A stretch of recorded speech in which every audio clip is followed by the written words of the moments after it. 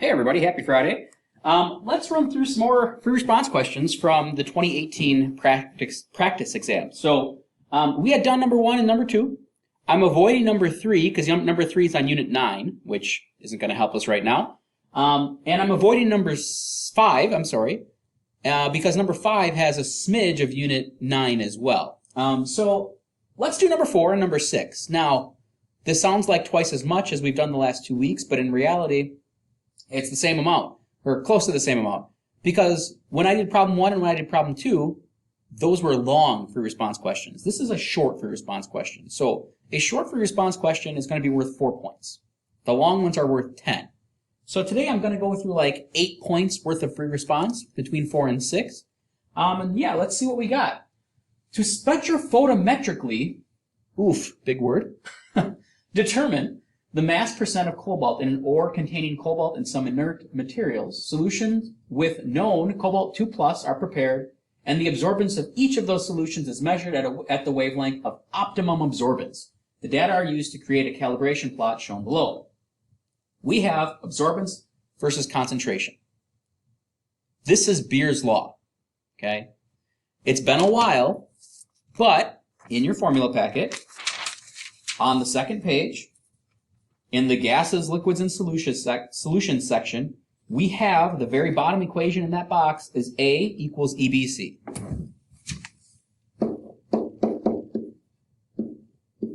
Okay, absorbance equals the molar absorptivity times the path length times molarity, concentration. So when you graph absorbance versus concentration, like they've done here, effectively, you get a direct relationship, and the slope of that is EB. Now, the good news is this problem doesn't get into any of the Beer-Lambert law stuff. We're not going to look for the slope. We're not finding the slope, but that's the context, right? This is the context that this problem is hanging out in.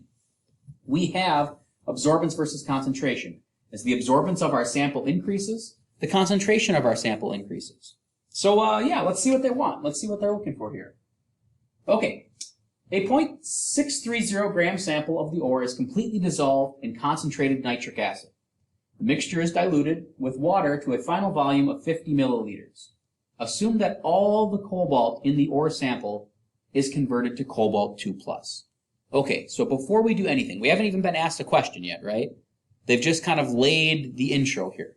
And the intro is, okay, this is a graph of absorbance versus concentration of cobalt 2+. We've taken some random piece of ore that contains cobalt, and we've extracted all of the cobalt 2+ from a 0.630 gram sample of ore.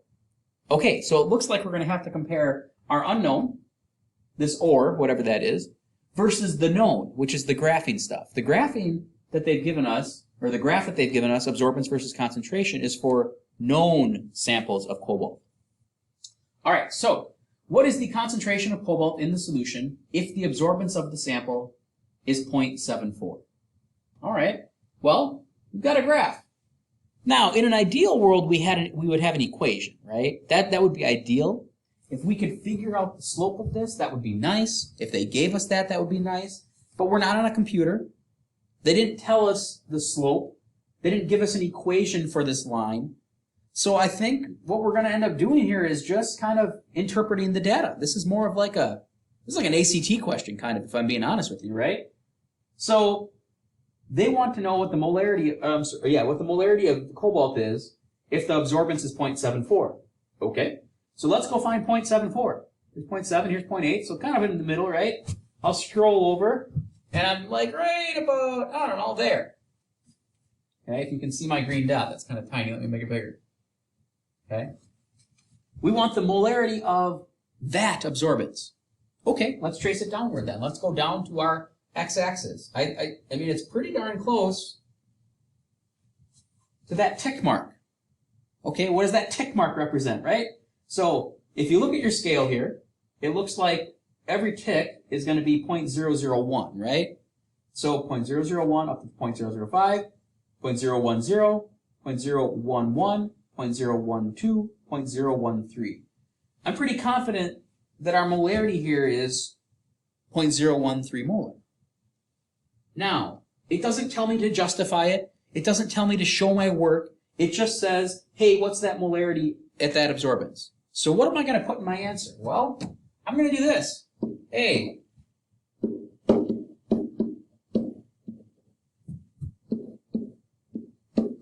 That's it. That's all I'm going to put. They didn't ask me to justify it. I just want the answer. Now, why did I do this?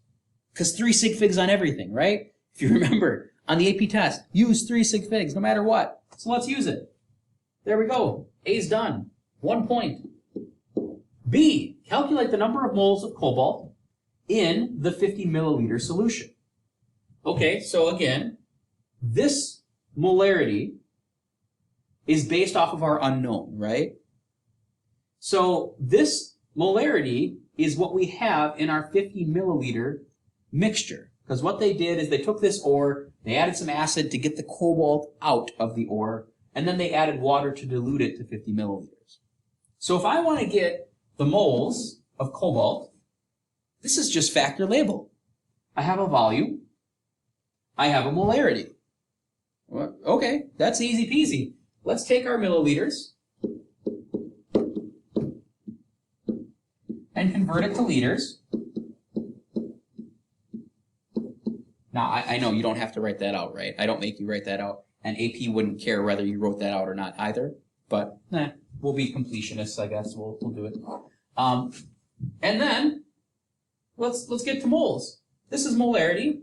I have that many moles for 1 liter. So the next factor is going to be my liters of this solution and moles of cobalt.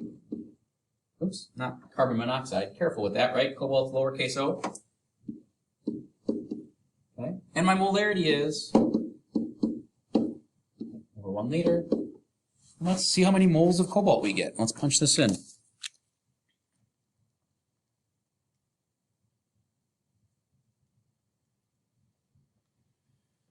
I'm getting 6, oops, that's not a 6. 6.50 times 10 to the negative 4. And again, I want to be complete in my answer, so it's 6.50 times 10 to the negative 4 moles cobalt 2 plus. And we'll even circle our answers, right? Now, there's no work for the first one, so I suppose I don't need to circle this, but whatever. And of course, by circle, I mean box, but again, whatever. All right, so letter C, number C. Calculate the mass percent of cobalt in the 0.630 gram sample of the ore. We want mass percent. So that means like mass of the part divided by mass of the total times 100. Okay, we've got moles.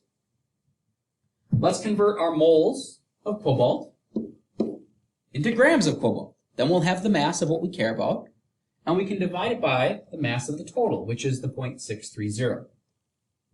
So I take 6.50 times 10 to the negative 4 moles of cobalt, and let me convert that into grams. So I'll have grams of cobalt on top, and moles on the bottom. And let's use our periodic table. Let's find cobalt.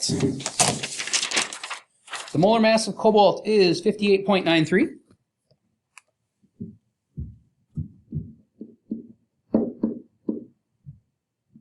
Okay. Now, some of you in the back of your head might be thinking, well, that's cobalt 2 plus, Mr. Brosnan, not cobalt. Careful. Whether we gain or lose electrons has no bearing on the mass, right? So an ion of cobalt, cobalt 2 plus, has the same mass, or for all intents and purposes, the same mass as a neutral cobalt. So don't let that throw you off, right? Ions are losing electrons or gaining electrons. Whether you've lost or gained electrons really does nothing to the mass of the atom or the ion. So that's the same, just in case any of you were thinking that. I punch all this in. What's my mass of cobalt? So let's take that, multiply by 58.93, and I'm getting 0.0383. There's more digits here, right? I'm going to try to keep those in my calculator before I get my final answer, but for right now, I'm just going to write this. So I have this many grams of cobalt 2 plus. Now, let me take and find that percentage they want. So I want my part.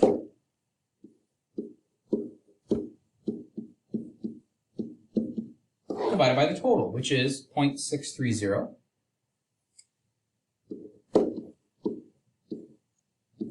And that is grams of ore. And then I'm just going to multiply that by 100 to get to a percentage. And I'm getting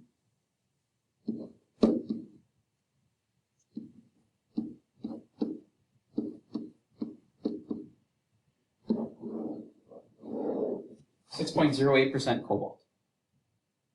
I think it's a problem that maybe, this is a problem that reads like it wants to be kind of tough, but man, once we did it, I think this is a pretty straightforward, pretty simple problem.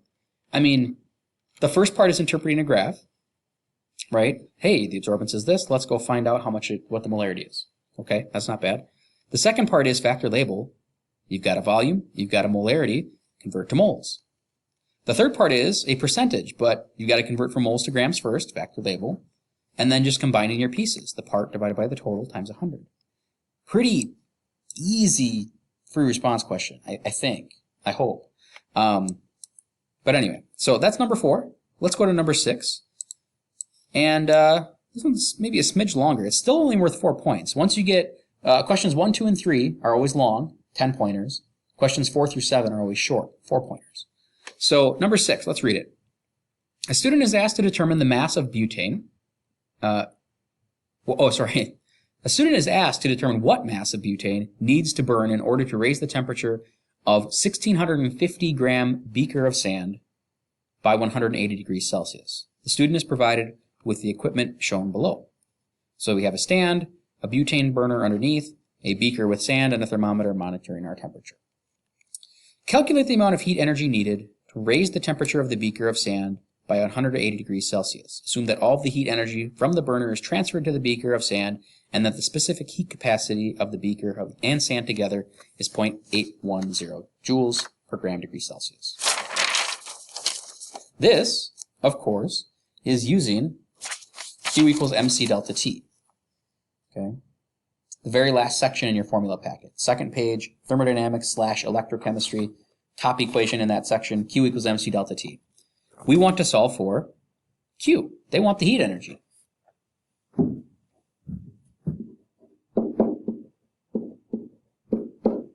Okay? All right, what do we know? Well, we don't know Q. That's the end goal. Do I know the mass? Sure do. They told me my beaker is 1,650 grams. Do I know the specific heat capacity? Yeah, they gave it to me. I have 0.810 joules per gram times degree Celsius. And last but not least, they said that they want to raise the temperature 180 degrees. Now, they didn't give me an initial temperature. They didn't give me a final temperature. Do I need those? I don't. Whether I'm starting at 0 or starting at 100 or wherever, anywhere in between, it doesn't matter. I just want to raise it 180 degrees total, right? So this is delta T. I have no clue what the final or the initial are, but I don't need them. They're telling me what they want for the change in temp. So let's just write that in. All right. That's it. Let's just do the math. Pretty easy. Q equals 1,650 multiplied by 0.81 multiplied by 180. I'm getting, with sig figs, 241,000 joules. I've rounded up. If you have your calculator right and you punch this in, you get 240,570. So 240,570. But again, with 3 sig figs, everything should be 3 sig figs on the AP test. We get this. Now, it didn't say to throw it in kilojoules. It didn't say to leave it in joules. It didn't say anything. It just said, calculate the amount of heat energy. We can leave it just like that. However, if you don't like that, we could convert it to kilojoules. Okay, 241 kilojoules, whatever, doesn't matter. They didn't tell you to do one or the other. They would accept both answers. All right, part B. The student runs the experiment and collects the data shown in the table below. Calculate the number of moles of butane that was used in the experiment. Report your answer to the appropriate number of significant figures. Ooh, how fun. They actually want appropriate sig figs. Spoiler alert, it's probably 3. Okay, so let's go through this. Calculate the number of moles of butane. Okay, we have a mass of butane before, a mass of butane after. Well, you know, we probably used the difference between those two, right? It's a burner. So if we took the mass before, then we took it off, and we lit it, and we burned some off, if I put it on afterwards, whatever the difference is how much I've burned. So my difference here, right, 225.26 minus 218.20. We have burned 7.06 grams of butane. And what did they want? They want the moles. Okay, this is just factor label again. So I'm going to take 7.06 grams of butane. And by the way, okay, butane is C4H10. We need that. We need to know that.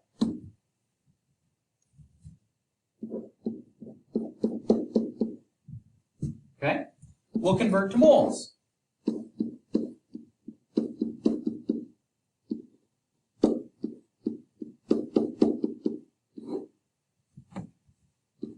And that's it.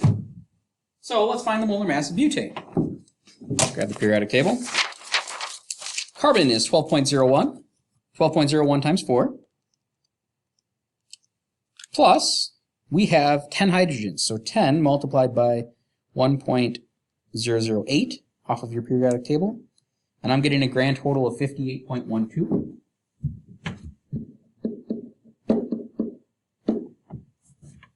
So if I take 7.06 divided by 58.12, I'm getting a grand total of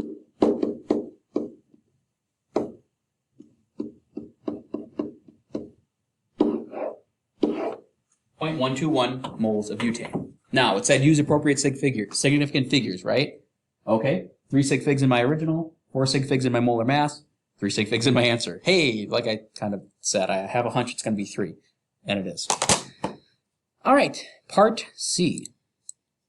The combustion of butane is represented by the equation below. Ooh, we got an enthalpy now. Use the balanced equation for the combustion of butane and the enthalpy of the reaction. Determine the amount of heat energy produced by the combustion of butane in the experiment. Okay, so now they want us to use the moles of butane that we actually burned in part B and figure out how much heat was released as a result of burning that many moles. Now, this is a ratio. For every 1, if you look right here, right? For every 1 mole of butane that I burn, I release 2,659 kilojoules. So, I didn't burn 1 mole of butane, right? What I burned was that many moles of butane. That's what we just calculated from the previous problem in part B. So I have this many moles of butane. And I need to convert that into kilojoules of energy. So, again, if I burn this much, for every 1 mole of butane in my balanced equation, I get negative 2659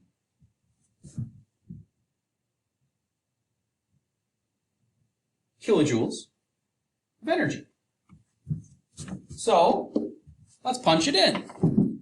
That's it.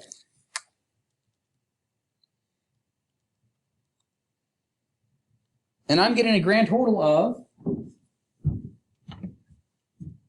322. Now, we've got to be a little careful here, okay? We've got to be a little careful because we have that negative sign going on, right? And this is exothermic. We're very clearly undergoing combustion, right? So if we go back to part A, okay, we were asked to solve for how much energy is needed, right? Well, we need this much energy, 241 kilojoules. This is saying, using the balanced equation, okay, determine the amount of heat energy produced by the combustion of butane in the experiment. So we are producing 322 kilojoules of heat energy, right? We're releasing 322 kilojoules of heat energy. So the positive negative thing is a little funky. We can't produce negative energy, if that makes sense, but we use this negative sign as like a significance of heat released. But the way they've worded this, we've got to be a smidge careful. I have a hunch they want a positive number here. I would like to assume they wouldn't give people, like they wouldn't take points off for a negative value. I don't know. I wouldn't assume they would, but you never know. So we're going to call this 322 kilojoules of heat produced, okay? When we burn this many moles of butane, we get 322 kilojoules of heat produced. Okay, so part D. The student claims that some of the heat energy produced by the combustion of butane was lost to the air surrounding the system. Do your answers in part A and C support the student's claim? Explain. Okay, so they want us to compare our numbers. In part C, based off of burning this much butane, we had said that we should release 322 kilojoules of heat. In part A, based off of the amount of heat required to raise the temperature of the beaker, we said it's going to require 241 kilojoules of heat to increase the beaker by a temperature of 180 degrees. So it's supposed to take 241, and we used 322 to get it done. The student's claiming that we're losing heat to the surroundings. Do our numbers support that? Yeah, I think they do, right? Part A was asking us, how much do we need? Well, we need this many kilojoules. How much do we use? We used that many kilojoules. That's way more. So we must have lost some of that somewhere, and I think it got lost to the surroundings. So part D, the student claims that some of the heat energy produced, blah, blah, blah, blah, blah. Do your answers for parts A and C support this claim? Yes. I'm just going to answer the question, right? Yes, they support the claim. Now, explain. Okay, let's explain. From part A,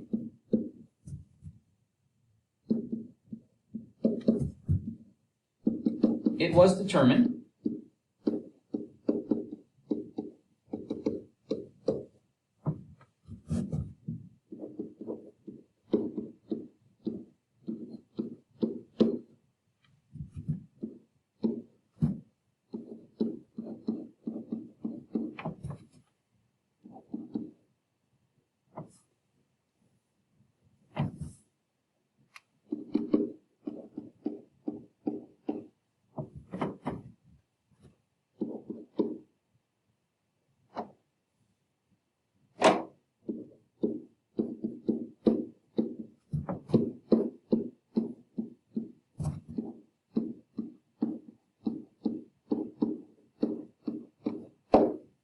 okay, from part A, it was determined that we needed 241 kilojoules to increase the temp of our beaker to 180 degrees Celsius. But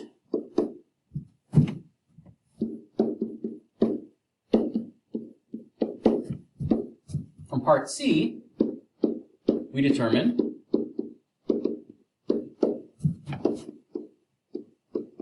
that 322 kilojoules of energy were produced.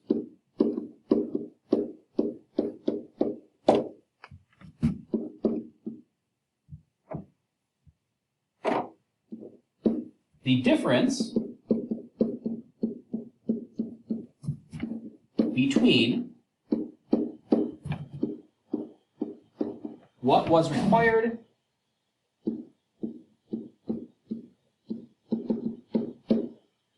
and what was produced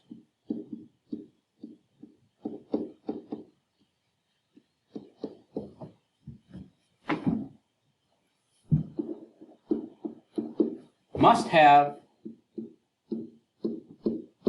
been lost to the surroundings.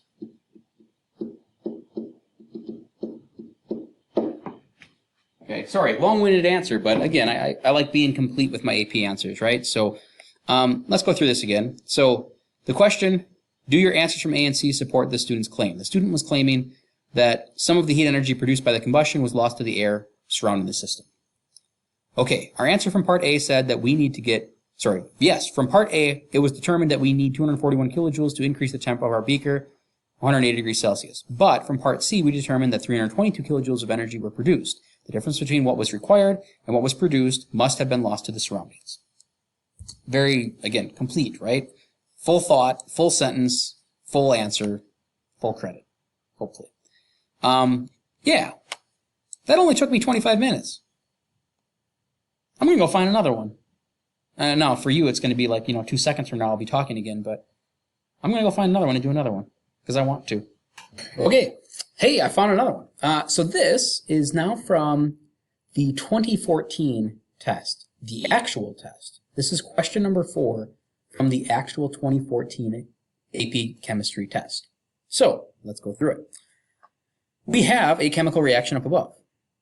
When heated, calcium carbonate decomposes according to the equation above. So we have calcium carbonate, solid, turning into calcium oxide, solid, and carbon dioxide gas. In a study of the decomposition of calcium carbonate, a student added a 50-gram sample of powdered calcium carbonate to a 1-liter rigid container. The student sealed the container, pumped out all of the gases, then heated the container in an oven to 1100 Kelvin. As the container was heated, the total pressure of the CO2 in the container was measured over time. The data was plotted in the graph below.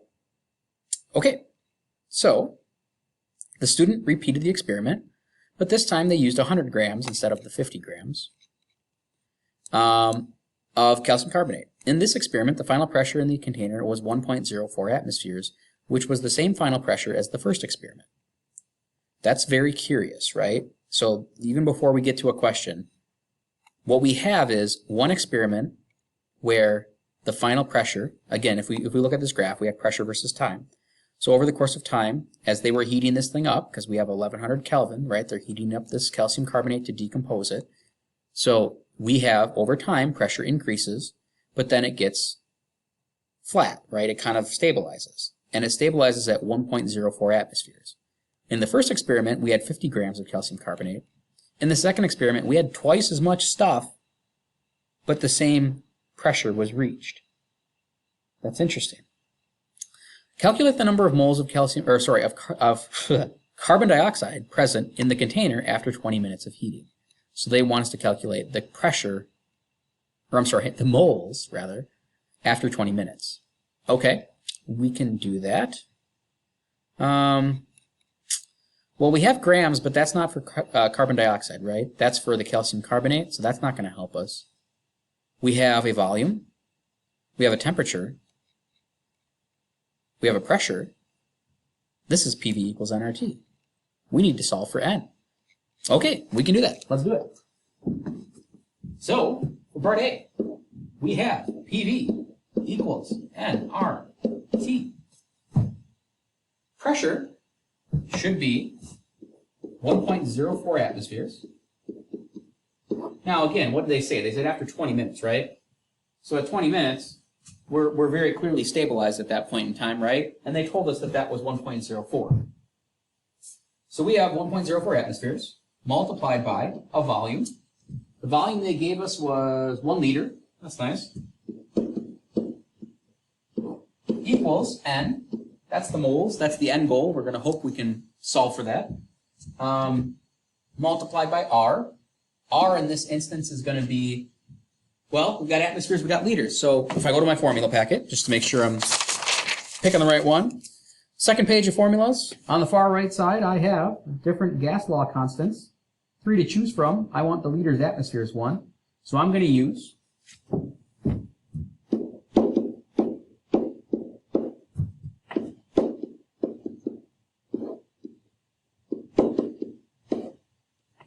liters times atmospheres over mole times Kelvin. And then I have my temp. My temp from up above was 1100 Kelvin. So let's do a little algebra and let's solve for N. I have 1.04 times 1 divided by 0.08206 divided by 1100, and I'm getting a value of n equal to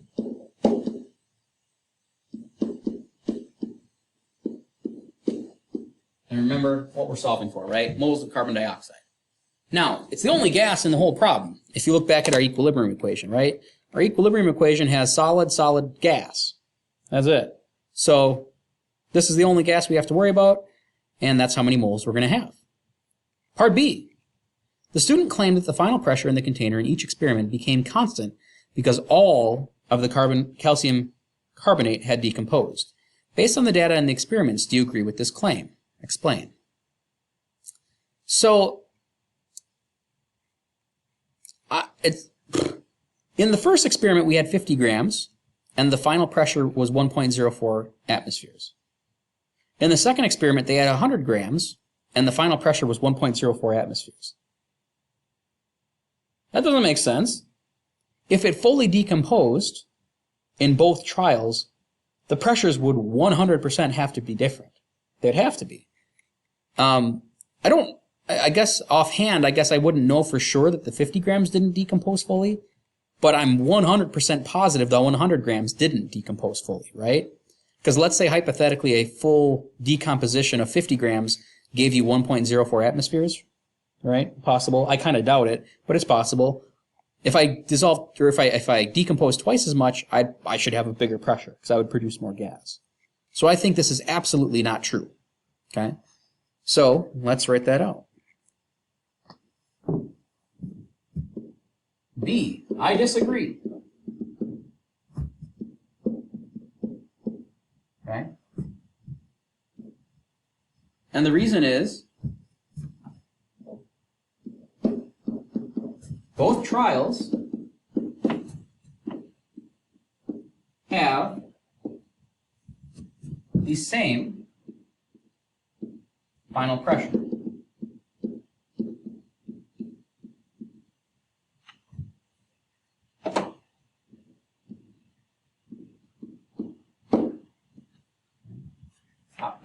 That honestly might be enough, as weird as it sounds. That literally might be enough answer. But let's just, I guess, explain a little further. So why does that make it not true, right? Well, they have the same final pressure, but used different quantities of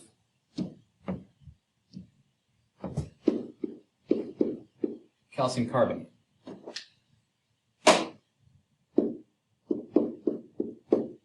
If calcium carbonate had fully decomposed in both trials,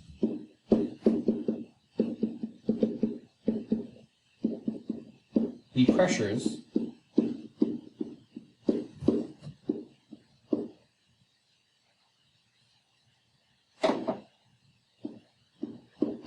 would be different.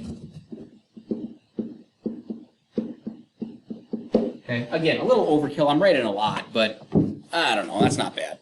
Feels like it shows what you know. Okay, so I disagree. Both trials have the same final pressure, but use different quantities of CaCO3. If the CaCO3 had fully decomposed in both trials, the pressures would be different. They have to be. That's just logical, right? I had twice as much stuff in the second trial, but the same final pressure. That doesn't make any sense. Part C. After 20 minutes, some CO2 was injected into the container, initially raising the pressure to 1.5 atmospheres. Would the final pressure inside the container be less than, greater than, or equal to 1.04 atmospheres? Explain your reasoning. Now, let's think about what they're doing. They have added CO2. As a result, that's going to push and shift our equilibrium to the left. Now, what we have to be careful of here is when thinking about this equilibrium reaction, there's only one chemical that matters, right? If I set up a K value for this, they didn't ask me to do this, but if I did set up a K value for this, K would equal literally the partial pressure of CO2 divided by 1. because I just have that gas and that's it. Or if I did a normal K value, it'd be the molarity of CO2 over 1. So it's just the molarity of CO2. K equals the partial pressure of CO2, or K equals the molarity of CO2. So when does K change? Well, K changes if I change temperature. Did I change the temperature in part C? Let's go back down. Sorry, trying to get those boxes off. There we go. So did I change the temperature? No. I added something. I added more of the product, but I didn't change the temperature. What's going to happen to the value of K? Nothing. It'll be the same. It's constant unless you change the temp. So once this starts going back to equilibrium, it's going to have to go to the same value of K. Well, previously, it looks like K equals 1.04 atmospheres, right? Or 1.04. Because remember, K is nothing, or K equals the partial pressure of CO2. Well, at this equilibrium point where this levels off, the partial pressure of CO2 is 1.04. So K equals 1.04. And if I haven't changed temp, I have to go back to the exact same value of K. So I've added CO2, but I think at the end of the day, what would the final pressure be after this has been, after I've added this? What's going to happen to that equilibrium? It's going to go back to where it was. Fully back to where it was. I think it has to be the exact same pressure.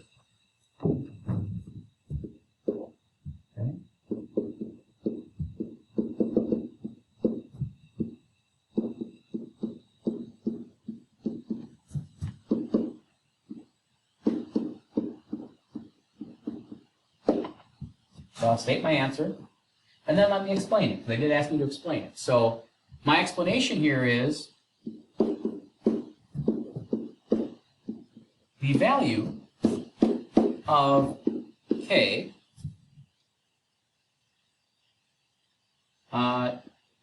is unchanged.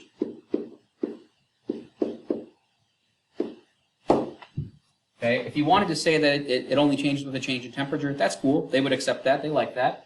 But the value of K is unchanged, meaning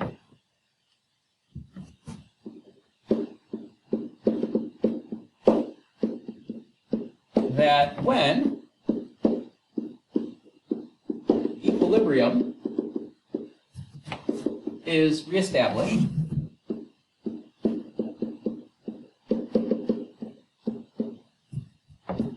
it should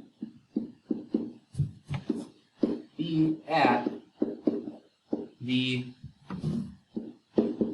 exact same value. We didn't change temp. K has to stay the same. That's a tough one. I honestly think that's a pretty brutal question. I would be willing to bet that a lot of people got that wrong. I mean, it's tricky. It feels like it wants to be greater than, but it's not. That's a tricky one. All right, last one. D. Are there sufficient data obtained in the experiments to determine the value of the equilibrium constant Kp? Well, I accidentally kind of did this already, I guess. Yeah, totally there is. Absolutely there is. When I set up K, it's products over reactants. That's a solid, that's a solid. So what's my K? K equals CO2. That's it. So do I know what K is? Yeah, it's 1.04 atmospheres. So is there sufficient data? Uh-huh. Yeah, totally. Totally.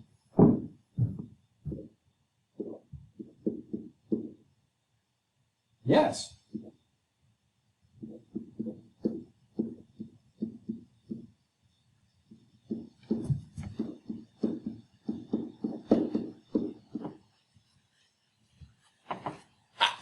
I don't think there. I mean, it says justify, but that's justification right there. I don't. If you show you know what it is, then that's justification that you very clearly can find it.